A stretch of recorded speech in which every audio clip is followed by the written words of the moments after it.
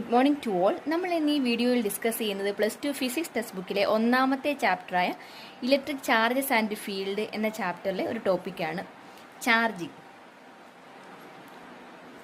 Charging എന്ന് പറഞ്ഞു കഴിഞ്ഞാൽ ന്യൂട്രൽ ആയിട്ടുള്ള ഒരു ഒബ്ജക്റ്റിന് ചാർജ് കിട്ടുന്നതിനെ, പോസിറ്റീവായിട്ടോ നെഗറ്റീവായിട്ടോ ചാർജ് കിട്ടുന്ന പ്രോസസ്സിനെയാണ് ചാർജിങ് എന്ന് വിളിക്കുന്നത്. ഇത് 3 രീതിയിൽ ചാർജിങ് നടക്കാം. ഒന്ന് ചാർജിങ് ബൈ കണ്ടക്ഷൻ, രണ്ടാമത്തത് charging by induction, electrostatic induction, അടുത്തത് ഫ്രിക്ഷണൽ ഇലക്ട്രിഫിക്കേഷൻ,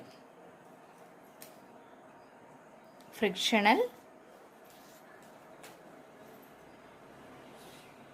ഇലക്ട്രിഫിക്കേഷൻ. ഇങ്ങനെ 3 മെത്തേഡുകളിലൂടെയാണ് നമുക്കൊരു ഒബ്ജക്റ്റിനെ ചാർജ് ചെയ്യിക്കാനായിട്ട് സാധിക്കുന്നത്. ഇതിന് മുന്നിലുള്ള വീഡിയോയിൽ ഫ്രിക്ഷണൽ ഇലക്ട്രിഫിക്കേഷൻ എന്താണെന്ന് നമ്മൾ പറഞ്ഞിരുന്നു.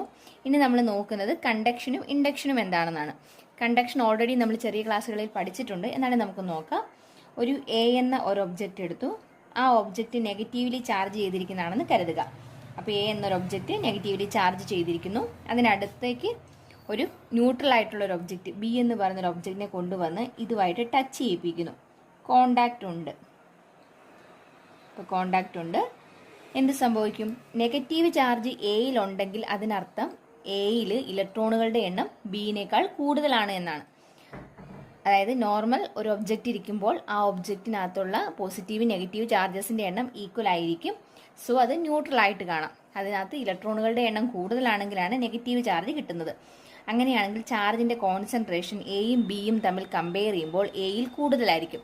എയിൽ ഇലക്ട്രോണിന്റെ എണ്ണം കൂടുതലും ബിയിൽ കുറവുമാണ്. എന്ത് പറ്റും? കൂടുതലുള്ളിടത്തു നിന്ന് കുറവുള്ളിടത്തേക്ക് ഇലക്ട്രോൺ ഫ്ലോ ചെയ്യാനായിട്ട് തുടങ്ങും. സോ എയിൽ നിന്നും ബിയിലേക്ക് ഇലക്ട്രോണിന്റെ ഫ്ലോ ഉണ്ടാകുന്നു. അപ്പോൾ ഇവിടെ നിന്ന് ഇലക്ട്രോൺ ഇങ്ങോട്ട് ഫ്ലോ ചെയ്യാൻ തുടങ്ങും. ബിക്ക് അപ്പോൾ ഇലക്ട്രോണിനെ കിട്ടുകയാണ് ചെയ്യുന്നത്. ഇലക്ട്രോണിനെ കിട്ടുമ്പോൾ ആ ഒബ്ജക്റ്റിന് ഏത് ചാർജ് വരും? നെഗറ്റീവ് ചാർജ് ആകാനായിട്ട് തുടങ്ങും. അതായത് ബിക്ക് നെഗറ്റീവ് ചാർജ് കിട്ടുന്നു. എത്ര നേരം വരെ ഫ്ലോ ചെയ്യും?